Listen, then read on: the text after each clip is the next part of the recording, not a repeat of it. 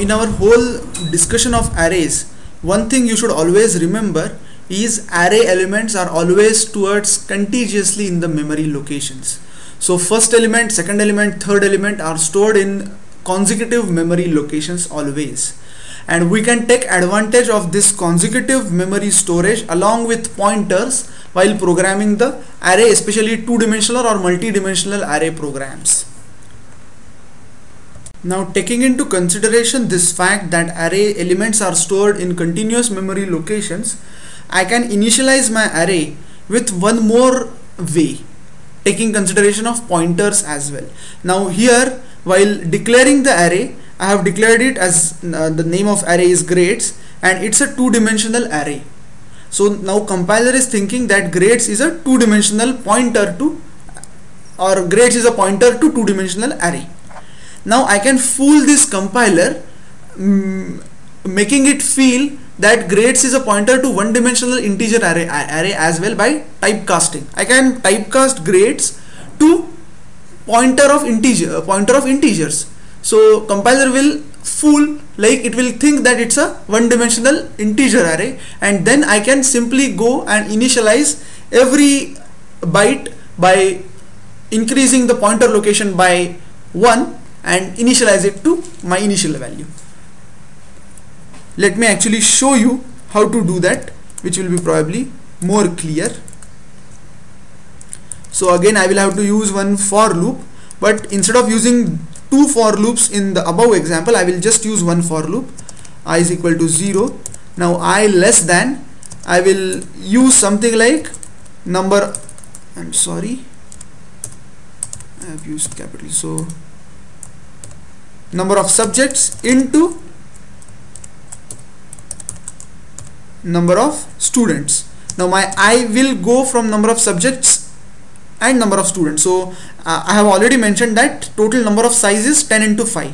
So it is number of subjects into number of students and I plus plus. This is my loop statement, and the loop statement will be, now see carefully. What I have to do, I have to initialize the grades array with some -1 value. So my R value will be -1, I know.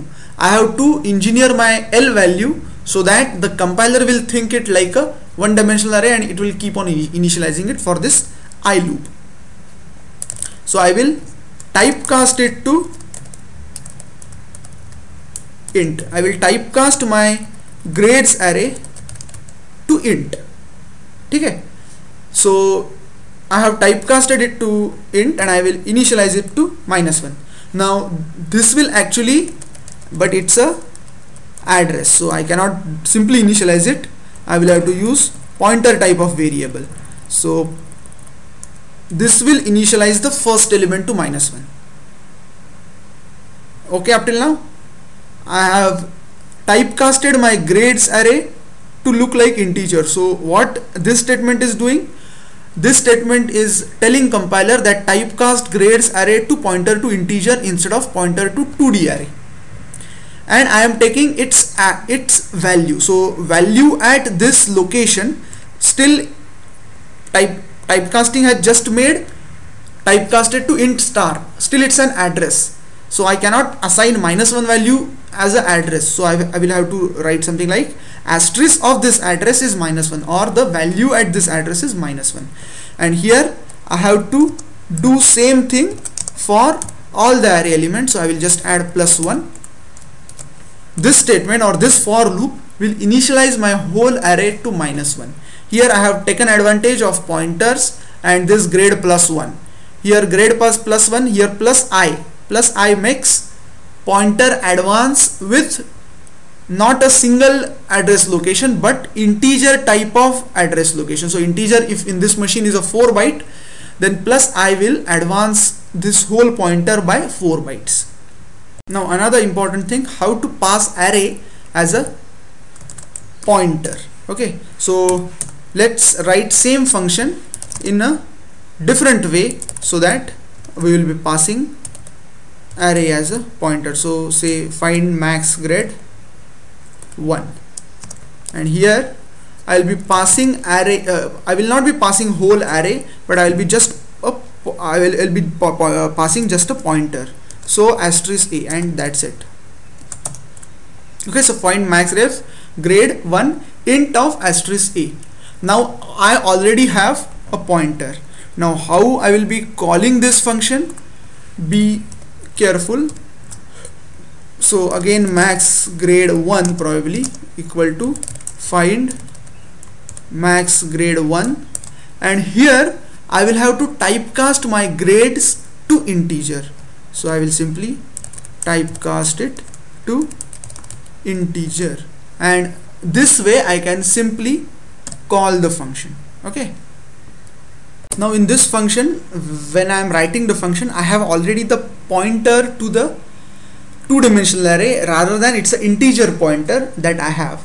Now I have to simply advance my pointer to the end of the array and find the maximum value. I have an integer pointer, so advancing the pointer is very simple for me. Just remember that every time you are incrementing rows, there are number of column times values you have already traversed. So you have to increment your row, or by incrementing your row, you have to advance your pointers by number of columns or number of column times bytes, and then increment the row. Just remember this small fact. So I will have to initialize my max to say my first element, so asterisk a. My asterisk a is my first element. Then I will have to write two loops for I is equal to 0, I less than number of, say, students, I plus plus, braces for j is equal to 0, j less than number of subjects, j plus plus, again braces.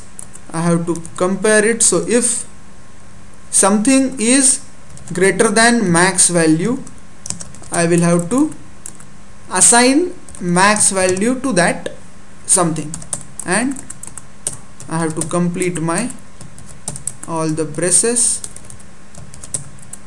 I have to return the max value, and that's it, the function. Now let's see what's our comparison statement will look like. This is very important. Now I have a pointer, so I simply cannot compare the pointer, so I will have to always compare the value at that pointer. So whatever expression I write and inside these brackets, I will have to always compare the value. Now I have to advance my pointer. I have two counting variables, I and j. Now how to use these two counting variables? Be very careful. I is my number of rows and j is my number of columns. So I will have to multiply my number of rows every time with number of subjects, that is maximum number of columns, plus the current column, because a plus I into number of subjects plus j will give me, or will actually advance all the elements one by one. You can have a little more thought here. It is very simple. Just a 2 minutes thought will makes the thing even more clear.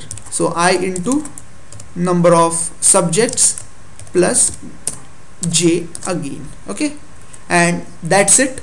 This function will again calculate the maximum value in grades, and it will return. I have also used two variables here, I comma j, both were of type integers. Now in this function, or in this prototype, I have passed the pointer or two-dimensional arrays pointer to another function for some computation, and I am returning the value. That's it about this two-dimensional array video. Feel free to browse more videos on SecurityTube on C programming as well as hacking and other stuff. Thank you.